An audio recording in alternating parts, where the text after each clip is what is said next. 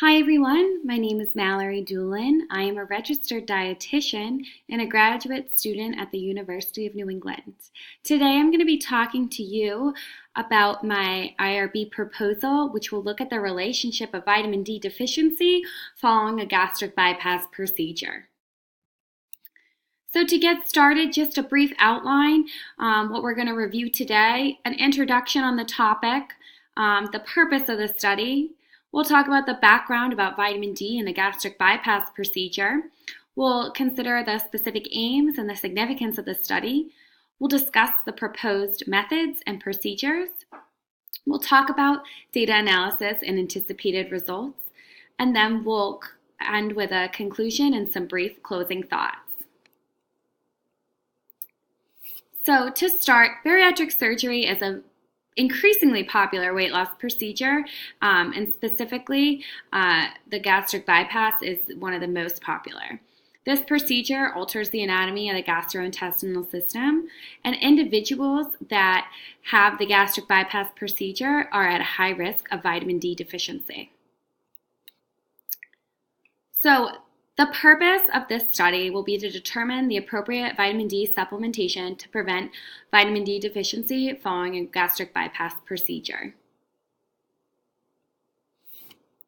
For some background information, vitamin D is a vitamin responsible for bone health. Vitamin D is found in fatty fish such as swordfish, salmon, or tuna. It is also found in shiitake mushrooms.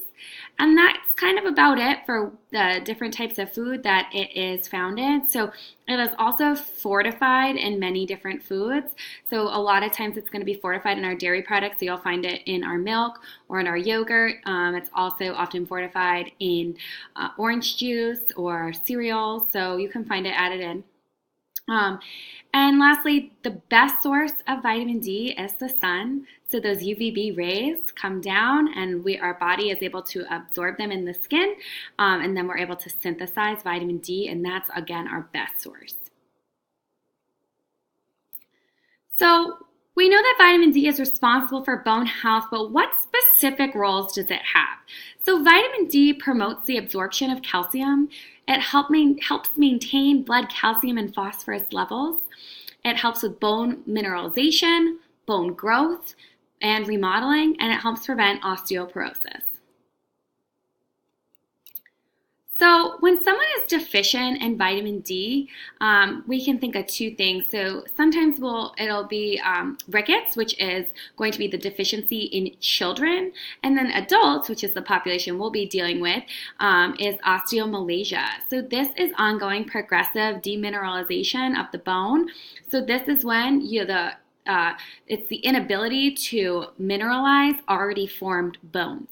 What this does is results in bone pain, joint pain, and can increase fracture risk. Vitamin D toxicity is very rare. This would be caused by an increased amount of an oral supplement. So you'd really have to be taking a lot of the supplement to be at risk for a toxicity. This causes high levels of calcium and phosphorus.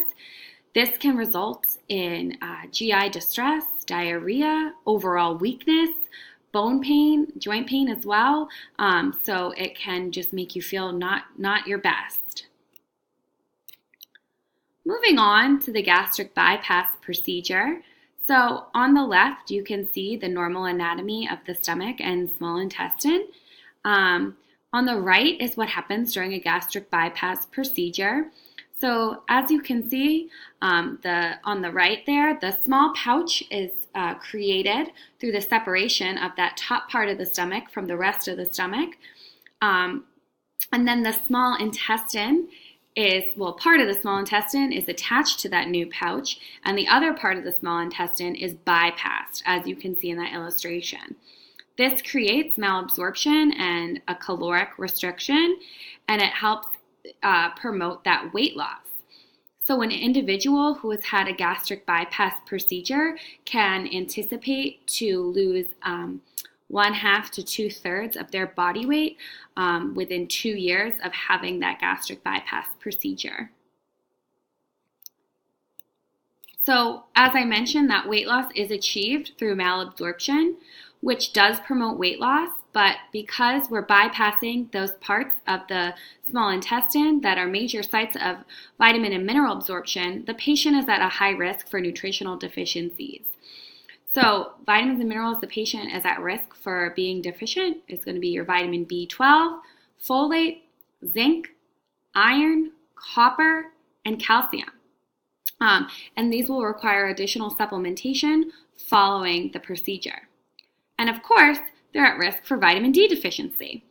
So interestingly enough, 54 to 80% of individuals awaiting gastric bypass are already deficient in vitamin D.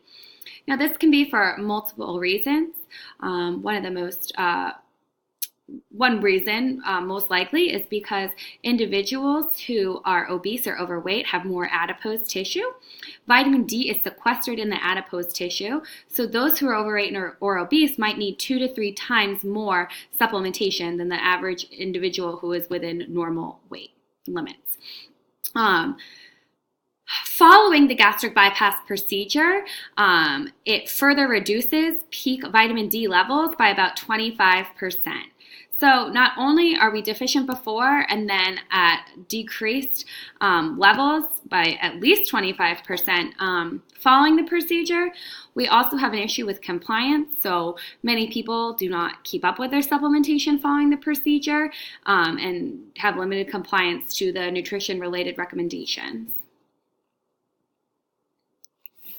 So we know that vitamin D deficiency following a gastric bypass is malabsorption, decreases the availability of vitamin D, and therefore decreases the absorption of calcium because we have less levels of vitamin D. And we know that we need appropriate levels of vitamin D for good calcium balance and for decreased fracture risk. Vitamin D deficiency is the main driver for accelerated bone loss following a gastric bypass procedure.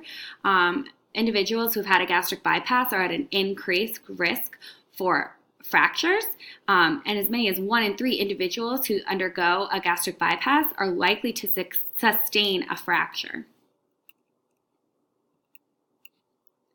So knowing all of this background information from the literature review, this study specifically aims to look at those at risk and currently deficient in vitamin D following a gastric bypass procedure. It also aims to determine a proper supplementation of vitamin D following a gastric bypass procedure. And it's also going to look at some of the bone complications, specifically bone density, associated with vitamin D deficiency. So ultimately, the significance of this study will provide appropriate supplementation, gold standard, and it will also monitor and prevent declined bone health in patients following a gastric bypass procedure. So the proposed method of this study will be a randomized controlled trial. It will consist of 2 groups. Group A will be the control group, and they will receive 5,000 international units of vitamin D. Now, this control group is based off a current recommendation for 5,000 international units of vitamin D following the procedure. However, in this study, it was noted that there is no gold standard and that there is still deficiency following this. So that is why the test group, Group B, will receive 10,000 international units of vitamin D, and we will see if there is a difference in serum vitamin D levels. Both groups will receive 2,000 milligrams of calcium supplementation. Participants in this group will be expected to come in for visits and testing throughout the duration of 1 year. 1 month prior to the procedure, they will need to meet, including also post-operative day 0, 3 months following the procedure, 6 months following the procedure, and 12 months following the procedure. At these visits, there will be a serum vitamin D draw, so their vitamin D levels will be tested. There will be a bone density test. Participants will also be required to provide a 3-day food log of the 3 days prior to their visit, and they will have to answer a 2-question survey. The survey will consist of questions including, did you consume your supplements? Every day, most days, sometimes, or never? And the participants will also have to indicate the amount of time spent outside in hours.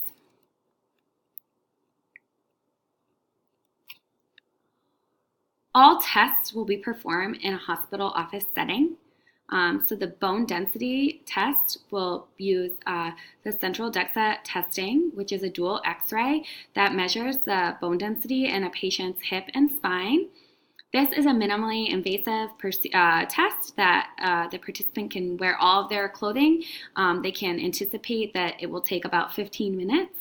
And the same equipment will be used at each testing to control for that element.